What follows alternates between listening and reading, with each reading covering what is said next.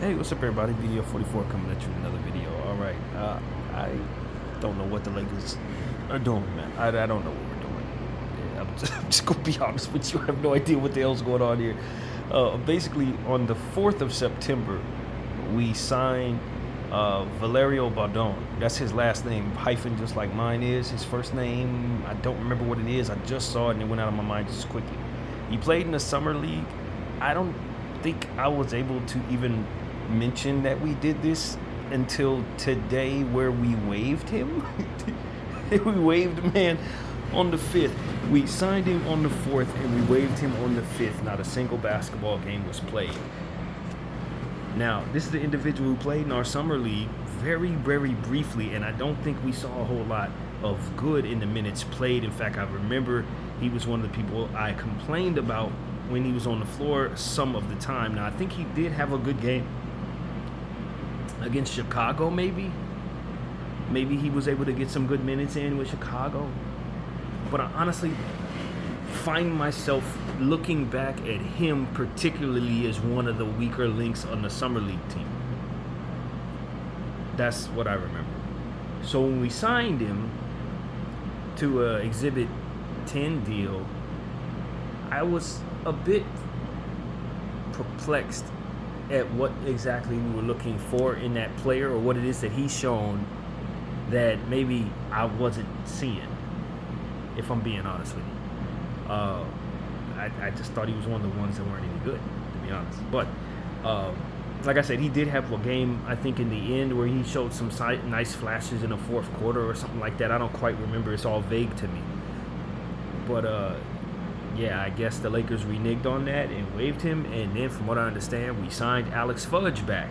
So Fudge got a chance to play with the Dallas Mavericks, got to the NBA Finals, and comes back to the Lakers to continue his development as if he never left. I love that. I never wanted to let go of Alex Fudge at all. I hated the fact that the Dallas Mavericks signed him out from underneath us.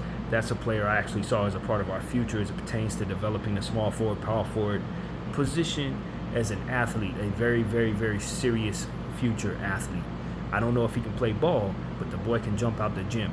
So that equates to rebounding, shot blocks, and ultimately real nice hammer home dunks. So hopefully we can develop him into a nice all-around player. Hopefully his tenure with the Dallas Mavericks and the success that they had could give him a lot more experience trying to take into this next opportunity. And I do expect for him to be in the G League. His development continues, no doubt. But I'm happy he's back. I really want the Lakers to take a look at that dude who went absolutely nuts at the end of the summer league. I wish I remember what his name was. Caucasian player, had like 1 million assists and 1 million steals and like no turnovers. He was absolutely phenomenal in the final game of the summer league against the Chicago Bulls. I feel unprepared not knowing his name, but his game stood out in a very serious way for me.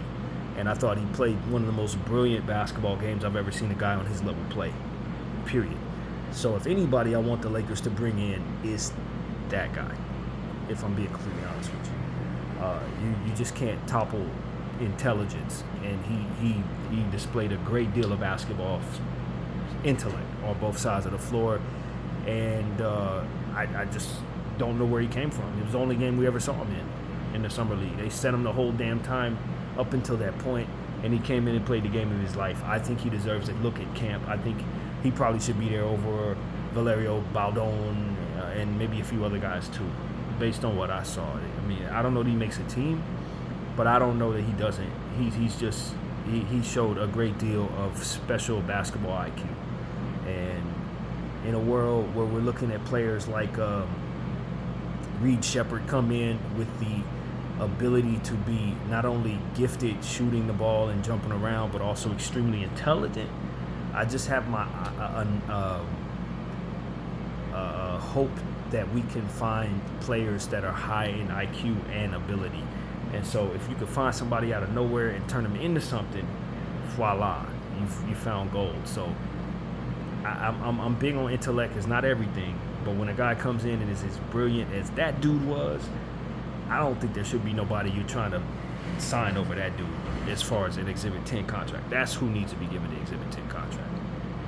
So yeah, I don't know. I pride our scouts on being very good. I know a lot of times scouts have projects that they brought in. Maybe you got a guy in the Knights of the Round Table who brought a guy in who sees something in somebody. So you give him a head nod, you know what I mean, as it pertains to him getting an opportunity, but really hasn't shown anything yet. But because someone with power wants him here, he comes in, and then maybe he can show something. You know, I think that might be what's going on with the Valerio Baldon guy. Maybe something like that is what went down over the last 24 hours, where somebody kind of said, okay, bring him in, and then they saw some more footage on him, and then like the rest of the round table probably said, nah, wave him. I don't know. I'm just speculating, but it feels like something like that happened. Like the Rambo liked this guy, and maybe our scouts hated him, that kind of thing. I can't understand why a person would get signed and then waived without a single basketball game being played. Would he come in and do something like he shouldn't have done? I don't know. But it seems to me that he may still get an opportunity with South Bay, so hopefully he can continue his development and have a good showing with South Bay. I think that's the thing. But the fact that he was waived after being signed in a matter of 24 hours, it's a strange tea leaf to read about where our front office actually is right now. Where are we? What are we doing? What are we doing? So yeah, that's what comes to mind. Of course, we talked about Jordan Goodwin signed, another guard who can come in and really help us rebounding. Not really a three-point shooter, blah, blah, blah. You've heard all this before. He's going to be a part of the summer league, the camp, summer camp, whatever they call that. Training camp is what I'm trying to say. So he'll be a part of training camp. And, I think he overall improves our depth. And the way I look at Jordan Goodwin is, Phoenix was willing to trade for him. Maybe somebody else would be as well down the road. You just want to increase your overall asset class, and he's a guy who tends to make a team and shows well with the teams he's on. So I don't see why picking him up and seeing he can do the same thing for you isn't a good idea. I think it may be. So I'm not against Jordan Goodwin. I do think we need a center, but as I've already mentioned, I don't think it's the easiest thing in the world to find centers, but I do think we need to get one. So for whatever that's worth.